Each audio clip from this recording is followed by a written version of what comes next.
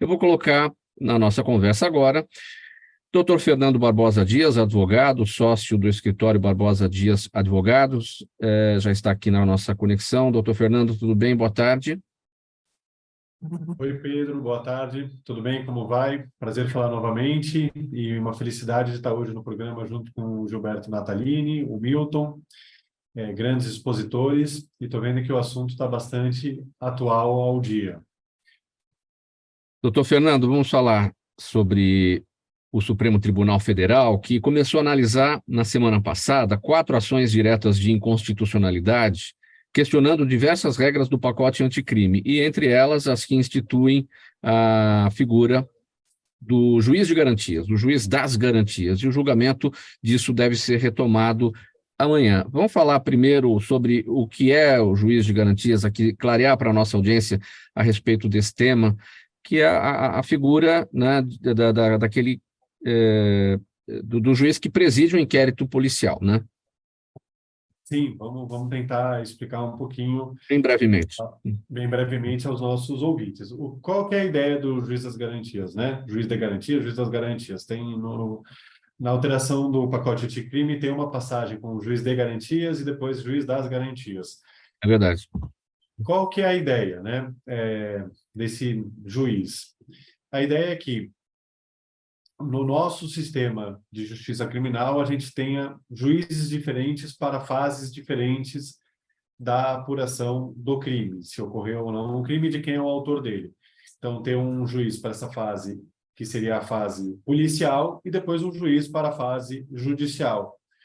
A ideia, dentro de uma nova proposta de sistema de justiça criminal, é que se segregue essas funções em 2 pessoas diferentes, para que o juiz da fase policial não leve as suas convicções que ele formou ao longo da investigação policial para a fase judicial. Essa é quando tem uma acusação já formulada pelo Ministério Público.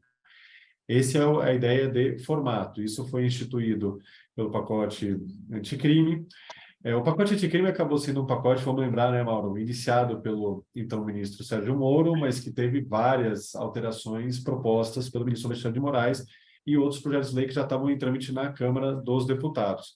Então, ele foi introduzido no Código de Processo Penal, lá pelo seu artigo 3, artigo 3º, com subnúmeros, né, artigo 3º-C, depois D, e por aí vai. Então, isso é o que seria a ideia. Então, por exemplo, o juiz que acompanhou o inquérito policial não ser o mesmo juiz da acusação. O juiz que eventualmente decretou uma medida, ele precisava se convencer se há crime ou não e quem é o autor, ele não ser o mesmo juiz da instrução. Essa é a ideia. Bom, ter 2 juízes na fase pré-processual e na processual com o objetivo de garantir a objetividade, né, do segundo juiz, aquele que vai atuar na fase processual. Isso, da objetividade dele e da neutralidade dele. Porque existe um entendimento de que o juiz que atua na fase policial, se ele tiver que decretar algumas medidas, como, por exemplo, uma interceptação telefônica, uma prisão preventiva, ele precisa se convencer de certas matérias que estão no feito, e depois, para julgar a acusação, ele já teria esposado algum entendimento sobre aquele caso e sobre aquela pessoa.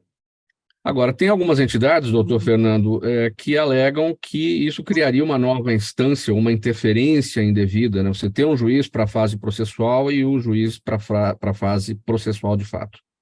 O seu entendimento? Olha, eu acho que seria bastante incorreto, tecnicamente, entender que isso é uma nova instância. Definitivamente não é. Em São Paulo, sem esse nome, a gente já tem um departamento no Fórum de Justiça Criminal, e isso já ocorre há muitos anos em São Paulo, muitos, já há décadas, em que você tem os juízes responsáveis pelos inquéritos policiais, tá? Ou seja, pela fase inquérito policial, e juízes para a fase judicial. E ninguém nunca discutiu que isso é uma nova instância. Nunca, jamais foi discutido. Isso é uma divisão de atribuições para garantir uma maior neutralidade ao juiz que vem na fase seguinte.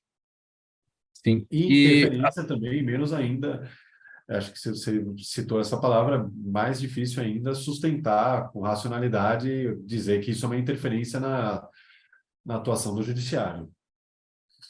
Bom, como eu destaquei aqui, doutor Fernando Barbosa, o Supremo Tribunal Federal começou a analisar tudo isso na semana passada. A tendência do julgamento do Supremo, na sua avaliação, qual será?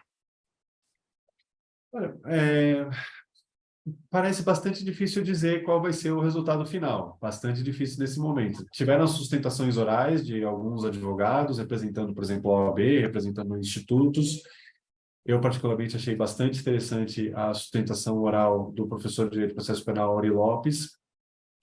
O que deu para entender um pouco é que certas sustentações criaram ruídos. E aí a gente viu manifestações do próprio relator Luiz Fux e do ministro Alexandre de Moraes.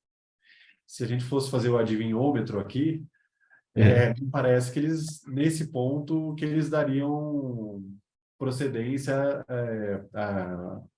manteriam, né, no Código de Processo Penal a figura do juiz de garantias, mas não assim, muito incipiente para fazer qualquer conclusão a partir de meras observações que eles fizeram em cima de algumas das sustentações orais.